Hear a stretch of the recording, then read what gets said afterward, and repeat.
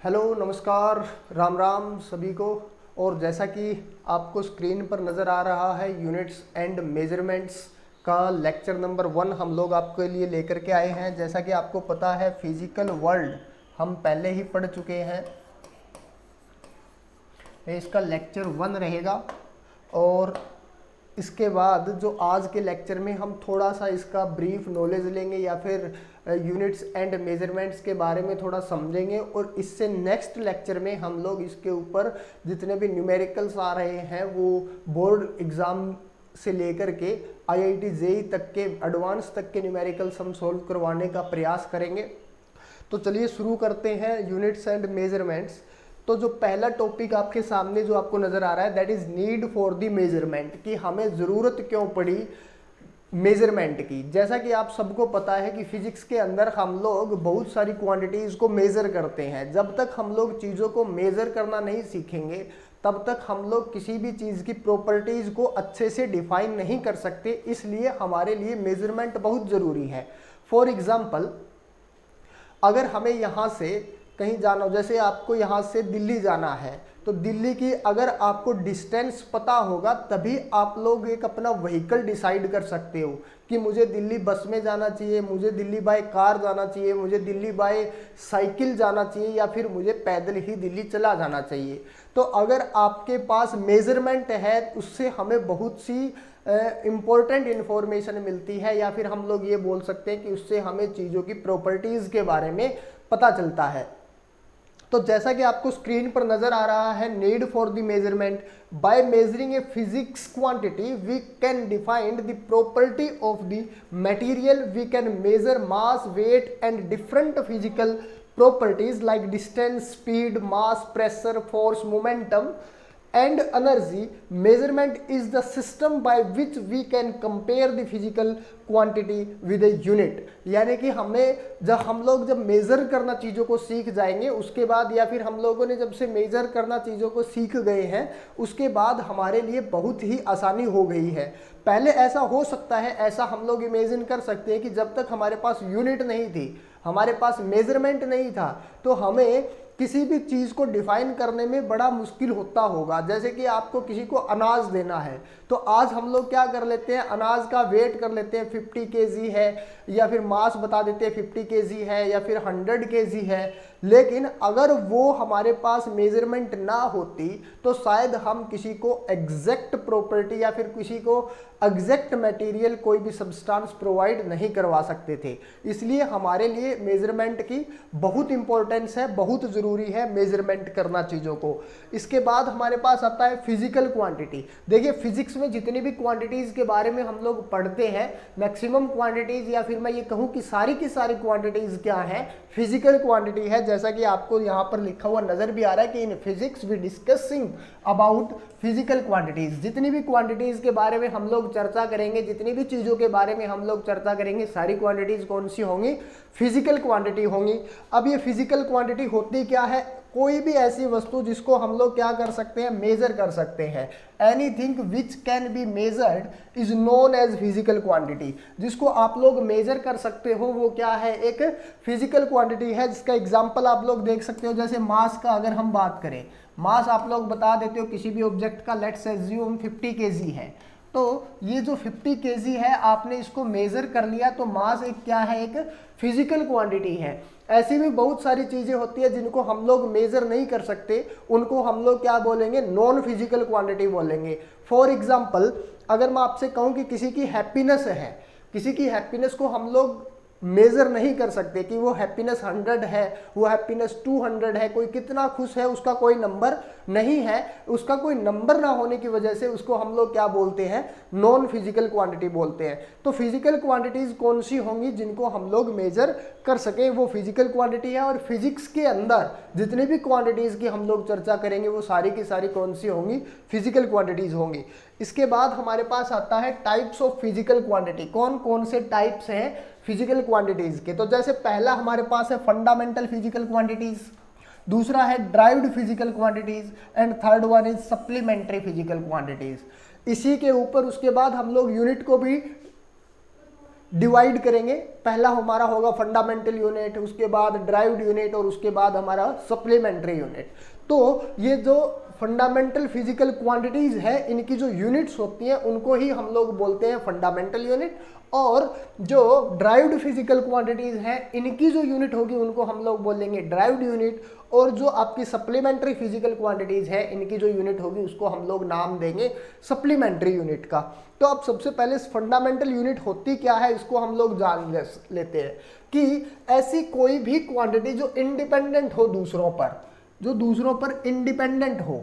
क्या कहता है कि physical quantity which can treated as independent of other physical quantities are known as fundamental physical quantity, यानी कि जो दूसरों का जिसके ऊपर कोई भी इफेक्ट ना पड़े ऐसी फिजिकल क्वांटिटी को हम लोग क्या बोलेंगे, फंडामेंटल फिजिकल क्वांटिटी। ये 7 फंडामेंटल फिजिकल क्वांटिटीज आपके सामने लिखी हुई है।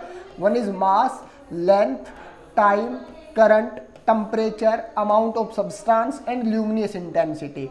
इनका आपस में भी कोई रिलेशन नहीं है। जैसे कि अगर कोई लेंथ चेंज होती है तो उससे मास के ऊपर कोई इफेक्ट नहीं पड़ना चाहिए, यानी ये एक दूसरे के बिल्कुल क्या है, इंडिपेंडेंट है। ऐसी क्वांटिटीज को हम लोग क्या बोलते हैं, फंडामेंटल फिजिकल क्वांटिटीज बोलते हैं। ये इनकी यूनिट्स हैं, इसके ऊपर हम आगे भी चर्चा करेंगे। वैसे एक बार के लिए जान लेते हैं कि मास को किलोग्राम में मेजर करते हैं, ऐसा यूनिट पे हम लोग चर्चा कर रहे हैं। वैसे पाउंड भी होता है मास की यूनिट, लेकिन अभी हम लोग जो ये यूनिट्स लिखी हुई है ये कौन सी है, एसआई यूनिट। तो मास के लिए किलोग्राम, लेंथ के लिए मीटर, टाइम के लिए सेकंड, करंट के लिए एम्पियर, उसके बाद टेम्परेचर के लिए केल्विन, उसके बाद अमाउंट ऑफ सब्सटेंस के लिए मोल, और उसके बाद ल्यूमिनस इंटेंसिटी के लिए कैंडला। और ये इसके सिंबल्स हैं जिस तरीके से हम लोग इनको लिखेंगे। तो फंडामेंटल क्वांटिटीज आपको समझ आ गया होगा कि ऐसी फिजिकल क्वांटिटीज जो दूसरों के ऊपर क्या रहे, इंडिपेंडेंट रहे, दूसरों से इंडिपेंडेंट रहे, खुद में वो एग्जिस्ट करे, दूसरी किसी भी फिजिकल क्वांटिटी का उसके ऊपर कोई इफेक्ट ना आए, ऐसी क्वांटिटीज को हम लोग बोलते हैं फंडामेंटल फिजिकल क्वांटिटी। इसके बाद जो आपका है वो है derived physical quantity. Derived physical quantity कौन सी होती है, नाम से ही बिल्कुल क्लियर हो रहा है कि ऐसी क्वांटिटीज जिनको ड्राइव किया गया हो, किन से, फंडामेंटल क्वांटिटीज से, जिनको फंडामेंटल क्वांटिटीज की हेल्प से बनाया गया है, जिनको फंडामेंटल क्वांटिटीज से ड्राइव किया गया है, ऐसी क्वांटिटीज को हम लोग बोलते हैं derived physical quantity. For example ये आपकी बेस क्वांटिटीज है, यानी कि लेंथ हमने पढ़ा था, मास पढ़ा था, टाइम पढ़ा था, टेम्परेचर पढ़ा था, इलेक्ट्रिक करंट पढ़ा था। अब इन्हीं बेस क्वांटिटीज या फिर फंडामेंटल क्वांटिटीज की हेल्प से जिनको ड्राइव किया गया है उनको हम लोग बोलेंगे derived physical quantity. For example जैसे लेंथ था, एक लेंथ जैसे ये है, इसके बाद अगर मैं इसको एक क्यूबॉइड में कन्वर्ट कर दूं, इन लेंथ्स को मिला करके कुछ एक ऐसी शेप हम लोग बना लें, तो हम लोग क्या करते हैं, इसका वॉल्यूम फाइंड आउट कर पाते हैं। अब वॉल्यूम फाइंड आउट करने के लिए हमें कौन कौन सी चीज़ों की ज़रूरत है, इस लेंथ की ज़रूरत है, इस लेंथ की ज़रूरत है और इस लेंथ की ज़रूरत है, यानी कि जो ये हाइट है ये b, लेट्स अज्यूम ये b है और ये क्या है, l है। तो वॉल्यूम का फॉर्मूला आपके पास क्या होता है, l cross b cross h, यानी कि जो ये वॉल्यूम बना वो इन लेंथ्स की हेल्प से बना, तो इसलिए वॉल्यूम एक क्या है, ड्राइव्ड फिजिकल क्वांटिटी है। वैसे ही मास क्या होता है, अब यहाँ पर डेंसिटी दिया हुआ है, डेंसिटी को कैसे ड्राइव किया गया, हमें पता है रो जो डेंसिटी है वो किसके इक्वल होती है, मास अपॉन वॉल्यूम के, यानी कि अगर मैं केजी पर मीटर क्यूब कर दूं तो मेरे पास क्या आ जाता है, डेंसिटी आ जाती है। तो ऐसी क्वांटिटीज जिनको क्या किया गया है, ड्राइव किया गया है, किसकी हेल्प से, बेस या फिर फंडामेंटल फिजिकल क्वांटिटीज की हेल्प से, उनको हम लोग क्या बोलते हैं, ड्राइव्ड फिजिकल क्वांटिटी। इसके बाद हमारे पास आता है सप्लीमेंट्री फिजिकल क्वांटिटीज। देखिए क्या होता है, मैक्सिमम जो क्वांटिटीज फिजिकल क्वांटिटीज हैं वो किसके अंदर आ जाती है, आपकी फंडामेंटल फिजिकल क्वांटिटी में आ जाती है और ड्राइव्ड फिजिकल क्वांटिटी में आ जाती है। लेकिन फिर भी कैलकुलेशन के लिए जिन क्वांटिटीज को हम लोग यूज करते हैं, कुछ एक क्वांटिटीज बच जाती है जो इन दोनों पोर्शन में एग्जिस्ट नहीं करती। ऐसी क्वांटिटीज, जो भी बची हुई क्वांटिटीज हैं, उनको हम लोग सप्लीमेंट्री फिजिकल क्वांटिटीज के अंदर मेंशन करते हैं। तो ये किसके लिए यूज होती है, देखिए supplementary physical quantity is a physical quantity that is used for calculation. Calculation के लिए हमें इसकी ज़रूरत पड़ती है। जैसे कि हमारे पास दो एग्जाम्पल है, एक तो प्लेन एंगल है और दूसरा कौन सा, सॉलिड एंगल है। ये दोनों ही क्या है, सप्लीमेंट्री फिजिकल क्वांटिटी है। जैसा कि आपको यहाँ नजर आ रहा है, प्लेन एंगल क्या होता है, प्लेन एंगल वो एंगल है जो किन्हीं दो पॉइंट से, जैसे ये आपके पास ये दो पॉइंट्स थे और इन लाइंस को हम एक पॉइंट पे मिला दें और इन पॉइंट से जो यहाँ एंगल बन रहा है इसको हम लोग बोलते हैं प्लेन एंगल। और अगर किसी एक शेप से, जैसे ये एक पूरी शेप थी, इस शेप से लाइंस एक पॉइंट पर मिलती है तो इनको हम लोग क्या बोलते हैं, सॉलिड एंगल बोलते हैं। ठीक है, तो एक शेप से, अगर पूरी शेप से कोई एक लाइन से एक पॉइंट्स पर आके मिलती है तो उनके बीच का जो एंगल बनता है, इसका बेस्ट एग्जांपल होता है जो सेंटा क्लॉज की जो टोपी होती है, बिल्कुल ऊपर से नुकीली होती है, उस नुकीली टोपी पर या फिर उस पॉइंट पर बनने वाला जो एंगल है वो क्या है, सॉलिड एंगल। और जो दो पॉइंट से मिलकर के बने वो क्या है, एक प्लेन एंगल है। तो ये दोनों ही, यानी कि प्लेन एंगल की अगर आप चर्चा कर लो, प्लेन एंगल और उसके साथ साथ कौन सा एंगल, सॉलिड एंगल, दोनों ही आपका क्या रहेगा, plane angle as well as solid angle, दोनों ही सप्लीमेंट्री फिजिकल क्वांटिटी है। इसके बाद हमारे पास आता है how can a physical quantity major.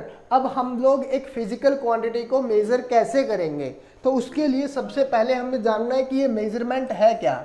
तो जो मेजरमेंट क्या होता है, फिजिकल क्वांटिटी का एक प्रोसेस होती है comparing the quantity with standard amount of physical quantity of the same kind called its unit. देखिए क्या होता है, ऐसा हम लोग एज्यूम कर लेते हैं कि जैसे आपको एक लेंथ को मेजर करना है, ये एक लेंथ थी, इसको आपको मेजर करना है। इस लेंथ को मेजर करने के लिए आपको क्या चाहिए, एक स्टैंडर्ड वैल्यू चाहिए। स्टैंडर्ड वैल्यू जैसे आपके पास ये है, इसको हम लोग लेट्स एज्यूम मीटर बोल रहे हैं। तो हम लोग मेजर करते कैसे हैं कि इस पूरे पोर्शन को यहाँ रखेंगे कि ये यहाँ तक 1 मीटर हुआ, इसके बाद ये दूसरा, ये फिर तीसरा और ये फिर फोर्थ, यानी कि इस स्टैंडर्ड वैल्यू को अगर मैं इससे कंपेयर करूं तो ये 4 बार रखा जाए तब जा करके ये कंप्लीट होता है। तो इस पूरे पोर्शन को, ये भी, इसको हम 1 मीटर बोलते हैं, इसको भी 1 मीटर, ये भी 1 मीटर और ये भी 1 मीटर, टोटल कितना हो गया, 4 मीटर। तो इस टाइप से हम लोग क्या करते हैं, किसी भी फिजिकल क्वांटिटी को मेजर करते हैं। तो मेजर करने के लिए आपको लिए क्या जरूरी है कि आप किसी भी फिजिकल क्वांटिटी की एक स्टैंडर्ड वैल्यू लें और जिस भी चीज़ को आपको क्या करना है, मेजर करना है, उसके साथ उसको क्या कर दें, कंपेयर कर दें। तो आप क्या कर पाओगे, उस लेंथ को या फिर उस फिजिकल क्वांटिटी को क्या कर पाओगे, मेजर कर पाओगे। उसके बाद जहां यहाँ लिखा हुआ है to express the measurement of a physical quantity we need to know 2 things. 2 चीज़ों को जानना, किसी भी फिजिकल क्वांटिटी को आपने मेजर तो कर लिया, अब आपको क्या करना है, उसको एक्सप्रेस करना है, आपको लिखना है, किसी को बताना है। तो उसके लिए आपको 2 चीज़ों का ध्यान रखना है या फिर 2 चीज़ों को आपको पता होना चाहिए। पहला कौन सा, कि उसकी जो यूनिट है वो क्या है, कि the unit of the quantity, कि किस यूनिट में आपने उसको मेजर किया है, मीटर में मेजर किया है, सेंटीमीटर में मेजर किया है, केजी में मेजर किया है। यानी कि ऐसा तो नहीं हो सकता ना कि हम लेंथ को केजी में मेजर कर दें या फिर हम लोग किसी 100 सेंटीमीटर को 100 मीटर लिख दें, तो ये तो चीज़ें गलत हो जाएंगी। तो हमें क्या क्या चीज़ें का पता होना चाहिए, एक तो उसकी यूनिट का पता होना चाहिए कि जिस भी चीज़ को आप मेजर कर रहे हो उसकी यूनिट है क्या। और उसके बाद दूसरा जो पोर्शन है वो क्या है, the numeric value of the magnitude of the quantity, कि उसकी जो न्यूमेरिक वैल्यू है वो क्या है। न्यूमेरिक वैल्यू क्या होती है, किसी भी फिजिकल क्वांटिटी को आप ऐसे लिखते हो, जैसे ये फिजिकल क्वांटिटी है Q = N × U। यहाँ पर जो N है जो पहले लिखा हुआ है वो, उसको हम लोग क्या बोलते हैं, इसकी न्यूमेरिक वैल्यू बोलते हैं। और इसके बाद हमारे पास क्या लिखा हुआ है, इसके बाद हमारे पास U लिखा हुआ है, इस U का मीनिंग होता है यूनिट। यहाँ पर आपके पास एक एग्जाम्पल भी होगा, जैसे मैंने लिखा कि M = 5 kg, यानी कि जो मास है वो कितना है, 5 kg है। तो यहाँ पर जो मास है ये तो क्या है, एक फिजिकल क्वांटिटी है, 5 क्या है, एक न्यूमेरिक वैल्यू है और kg इसमें क्या है, यूनिट है। तो कुछ इस टाइप से हमें एक्सप्रेस करना होता है किसी भी फिजिकल क्वांटिटी को। इसके बाद हमारे पास characteristics of a physical quantity, characteristics क्या है एक फिजिकल यूनिट के, characteristics of a physical unit, जो भी यूनिट हम लोग लेंगे, जो भी स्टैंडर्ड वैल्यू हम लोग लेंगे, उसकी कैरेक्टरिस्टिक्स, उसकी प्रॉपर्टीज क्या क्या होनी चाहिए। तो पहला ऑप्शन जैसे आपको लिखा हुआ है, it should be well defined, ये अच्छी तरह से डिफाइंड होनी चाहिए। डिफाइंड का मतलब हमें पता होना चाहिए कि हम जो 1 मीटर ले रहे हैं ये कितना है और कहाँ से आया है, एग्जैक्ट वैल्यू हमें इसकी पता होनी चाहिए।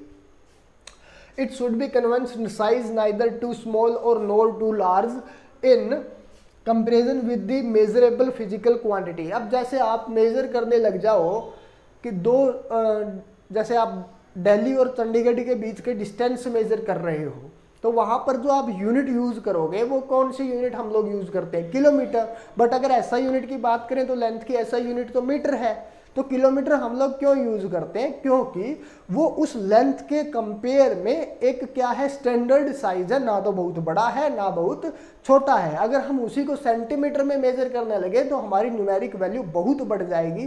तो इसलिए वो क्या होनी चाहिए, जो भी आप फिजिकल क्वांटिटी मेजर कर रहे हो उसके अकॉर्डिंग ही आपकी क्या होनी चाहिए, यूनिट होनी चाहिए, वो ना तो बहुत छोटी हो ना ही बहुत बड़ी हो। अब अगर हम लोग क्या करें, इस साइज को, इस पेन के साइज को अगर मैं किलोमीटर में मेजर करूं तो क्या हो जाएगा, उससे न्यूमेरिक वैल्यू बहुत छोटी हो जाएगी, 0.0000 समथिंग। तो उस ऐसा भी ना हो कि वो बहुत छोटा हो और ऐसा भी ना हो कि न्यूमेरिक वैल्यू का जो न्यूमेरिक वैल्यू बहुत बढ़ जाए या न्यूमेरिक वैल्यू बहुत कम रह जाए।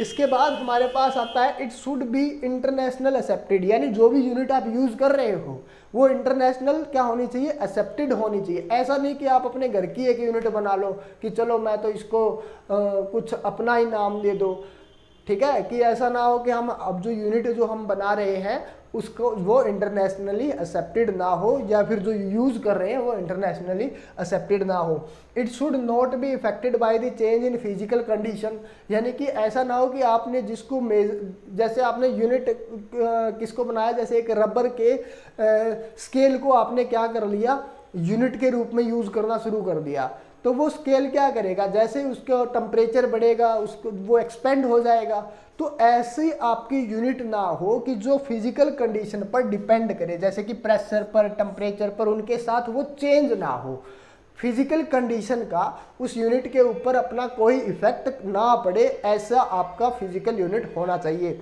इसके बाद अब हमारे पास आता है व्हाट इज यूनिट। अब यूनिट के बारे में चर्चा करते हुए बहुत टाइम हो गया, यूनिट हमें पता होना चाहिए कि यूनिट है क्या एक्चुअल में।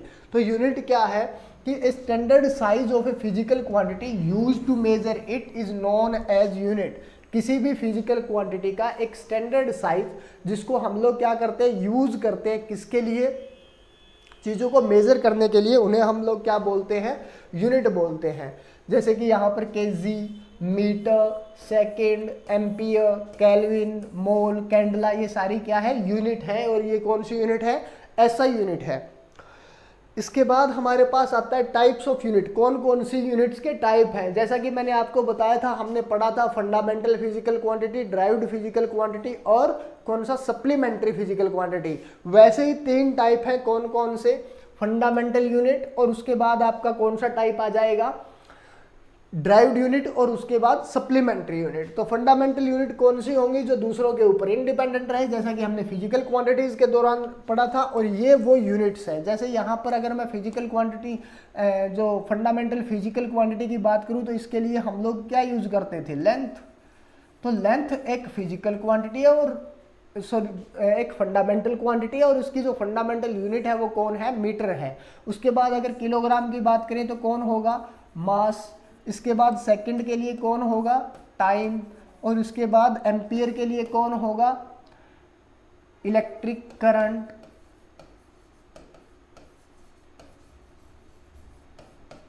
इसके बाद केल्विन किसकी होती है, टेम्परेचर की। इसके बाद कैंडला,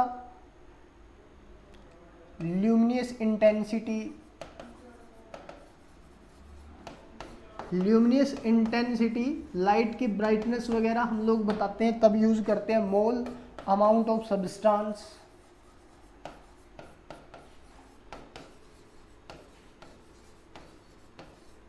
तो यहाँ इसमें हम लोग कंफ्यूज नहीं रहेंगे, ये पूरा पोर्शन किसका है, फंडामेंटल क्वांटिटीज का है। और ये पूरा पोर्शन किसका है, फंडामेंटल यूनिट्स का है।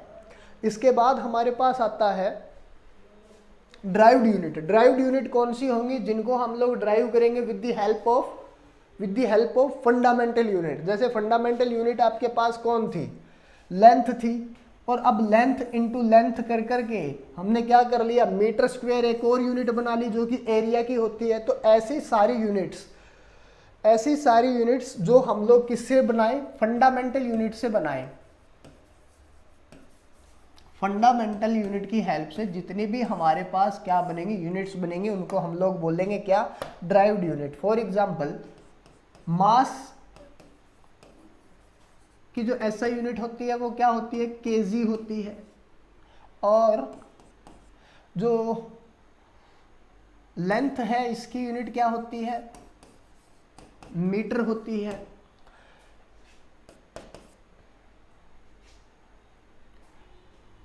टाइम की एसआई यूनिट क्या होती है, सेकंड होती है। और अब हमें क्या बनाना हो, जैसे कि आपको लिखना है किसके लिए, वेलोसिटी के लिए।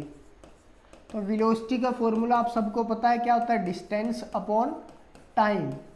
डिस्टेंस अपॉन टाइम, तो डिस्टेंस की ऐसा यूनिट लेंथ ही है मीटर, और टाइम की ऐसा यूनिट सेकंड। तो metre per second is the derived unit. इसको हमने ड्राइव किया with the help of metre and second. तो कुछ इस तरीके से हम लोग ड्राइव्ड यूनिट को समझ सकते हैं, जिनको हम लोग क्या करते हो, ड्राइव करते हो with the help of fundamental physical quantities या फिर फंडामेंटल यूनिट्स। इसके बाद हमारे पास जो नेक्स्ट पार्ट आता है वो आता है सप्लीमेंट्री यूनिट्स में भी इसके अंदर हम पढ़ना चाहेंगे कि सप्लीमेंट्री यूनिट्स कौन सी होती है।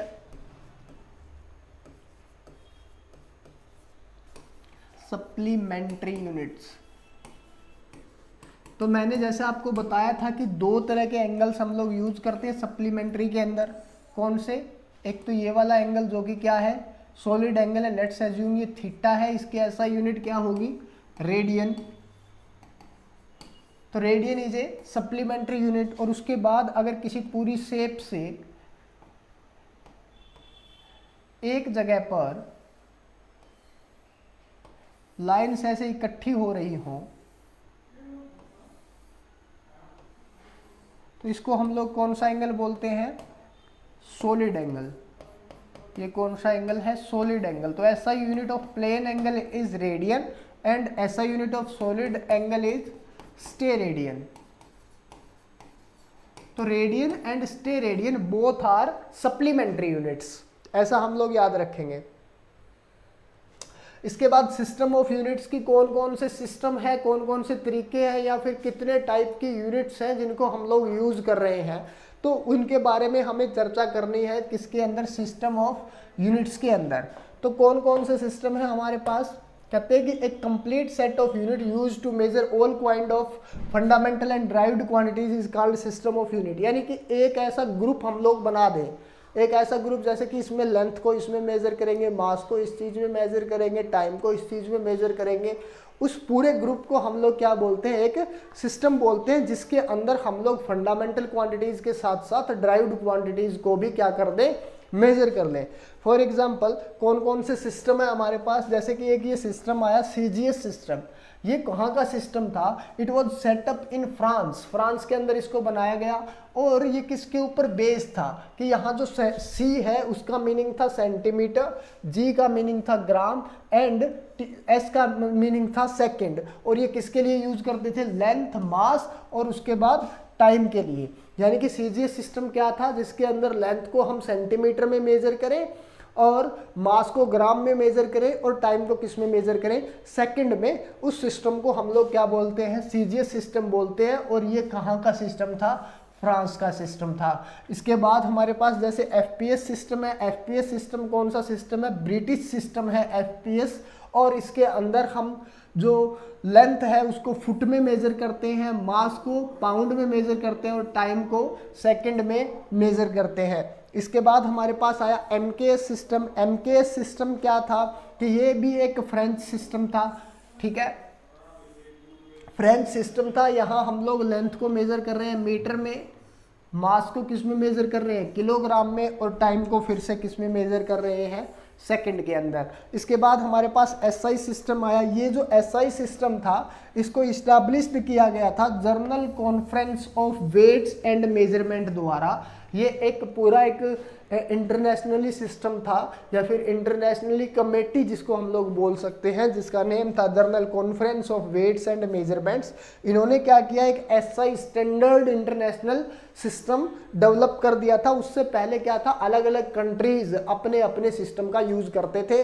उसके बाद हमारे पास एक क्या आ गया, स्टैंडर्ड इंटरनेशनल सिस्टम आ गया जिसको पूरी दुनिया ने एक्सेप्ट किया। इसके बाद advantage of SI system of unit. इस एसआई यूनिट ऑफ सिस्टम से हमें कौन कौन सी एडवांटेज मिली या कौन कौन से हमारे पास बेनिफिट्स आए इस किससे, एसआई सिस्टम ऑफ यूनिट से। तो पहला तो SI is A coherent system of unit. अब ये कोहेरेंट सिस्टम ऑफ यूनिट का मतलब क्या था कि all derived unit can be obtained by a simple multiplication और division of fundamental units without introducing any numeric factor. यानी कि जब भी हम लोग किसी भी फंडामेंटल क्वांटिटीज को मल्टीप्लाई या डिवाइड करेंगे तो जो नई यूनिट निकल करके हमारे पास आती है उसके अंदर किसी भी तरह की न्यूमेरिक वैल्यू नहीं आती, डायरेक्ट हमें क्या मिल जाती है, यूनिट मिल जाती है। सेकेंड इसका जो एडवांटेज था वो ये था कि SI is a rational system of unit. अब ये रेशनल का मीनिंग क्या है कि it uses only one unit for a given physical quantity.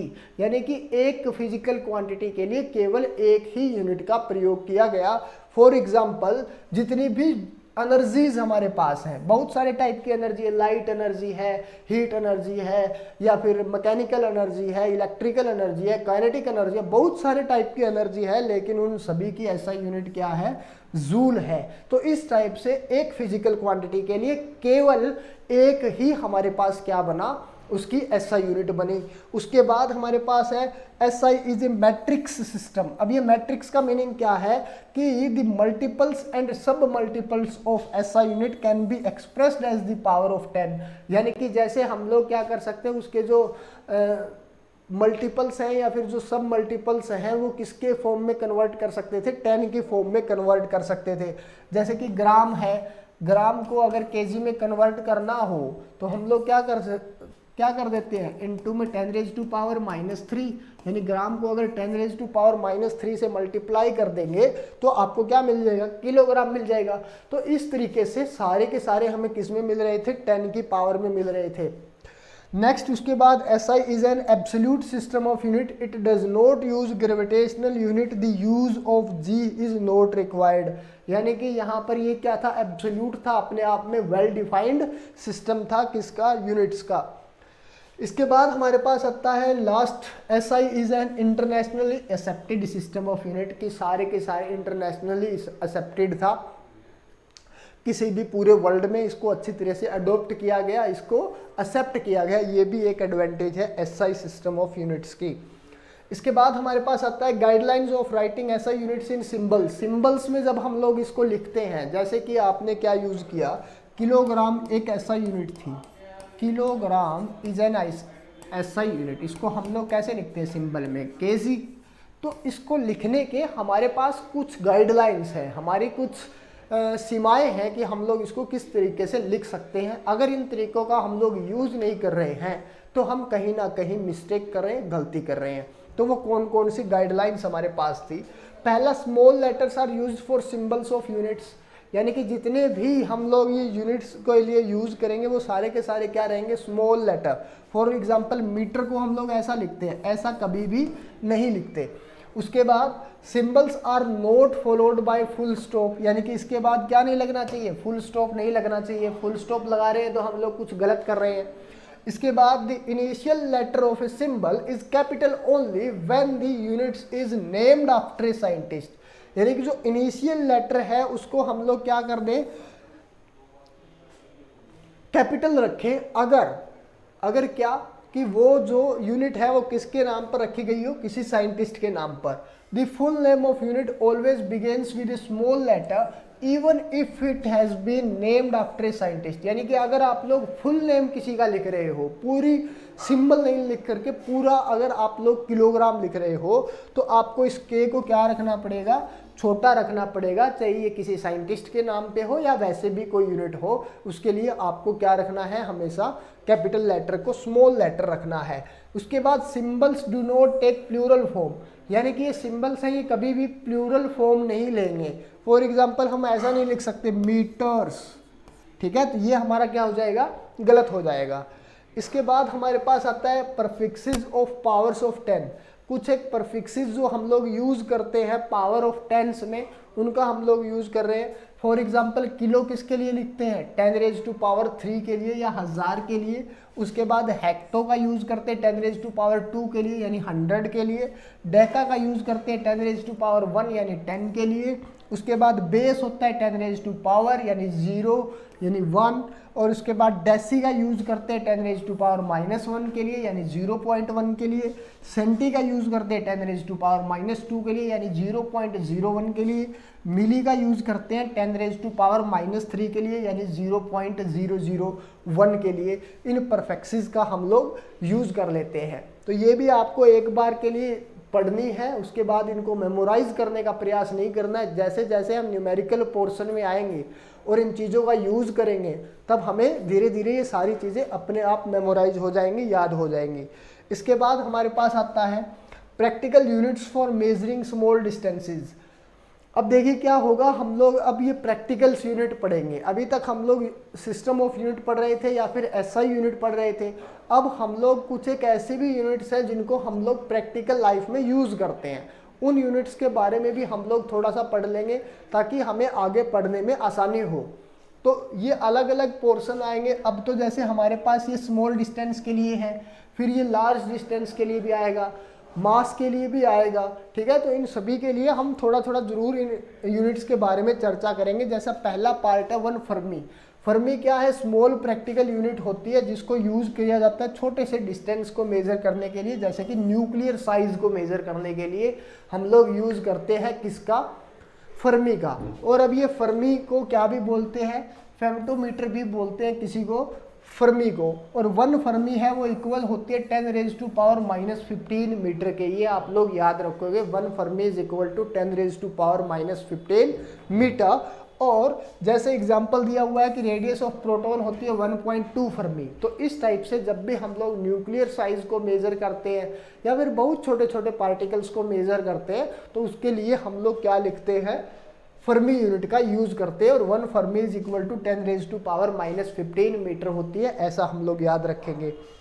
इसके बाद दूसरी यूनिट आपके पास आती है एंगस्ट्रॉम। एंगस्ट्रॉम क्या होती है, एक यूनिट होती है जिसको वेवलेंथ ऑफ लाइट के लिए मेज़र किया जाता है। आपको पता है वेवलेंथ ऑफ लाइट बहुत छोटी होती है, तो उसको मेज़र करने के लिए हम किसका यूज़ करते हैं, एंगस्ट्रॉम का यूज़ करते हैं। और 1 एंगस्ट्रॉम इज इक्वल टू, ये क्या है, सिंबल है एंगस्ट्रॉम का A और उसके ऊपर ऐसा नोट सा लिखे हुआ अगर आपको मिलता है तो इसका मतलब क्या है, एंगस्ट्रॉम है। और ये क्या होती है, 10⁻⁻10 मीटर के इक्वल होती है, कौन, 1 एंगस्ट्रॉम।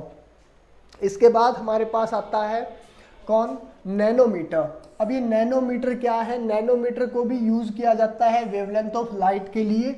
और 1 नैनोमीटर जो इक्वल है वो 10⁻⁹ मीटर के इक्वल होता है। तो हमारे पास जो फर्स्ट था वो कौन था, फर्मी। उसके बाद हमारे पास आया एंगस्ट्रॉम और ये थर्ड वन इज नैनोमीटर। इसके बाद हमारे पास आता है माइक्रोन। इसको हम लोग नैनोमीटर या फिर माइक्रोमीटर भी बोलते हैं। It is the unit of distance defined as micron और माइक्रोमीटर। और ये जो माइक्रोमीटर है इसको हम लोग, ये किसके इक्वल होता है, 10⁻⁹ मीटर के। इसको नैनोमीटर भी आप लोग बोल सकते हो कि 1 नैनोमीटर।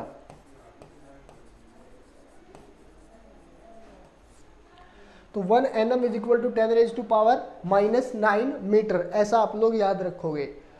तो आज की क्लास को यहीं पर समाप्त करते हैं। जैसा कि आपको मैंने बताया ये आपका लेक्चर नंबर 1 था। लेक्चर नंबर 2 आपको कल मिलेगा और उसके साथ साथ आपका न्यूमेरिकल पोर्शन भी शुरू हो जाएगा, जिसमें हम लोग एग्ज़ाम लेवल से लेकर के आगे तक के न्यूमेरिकल्स पढ़ेंगे। और इस पूरे चैप्टर का जो भी आपको नोट्स वगैरह की जिसकी भी आपको ज़रूरत है, उसके लिए मैंने आपको बता दिया कि डिस्क्रिप्शन में आपको टेलीग्राम चैनल का लिंक मिलेगा। उसके ऊपर आपको क्लिक करना है, टेलीग्राम चैनल को ज्वाइन कर लेना है। वहाँ पर आपको इन वीडियोस और ये जो जितने भी नोट्स आपके होंगे वो आपको वहाँ पर प्रोवाइड करवा दिए जाएंगे। थैंक्स।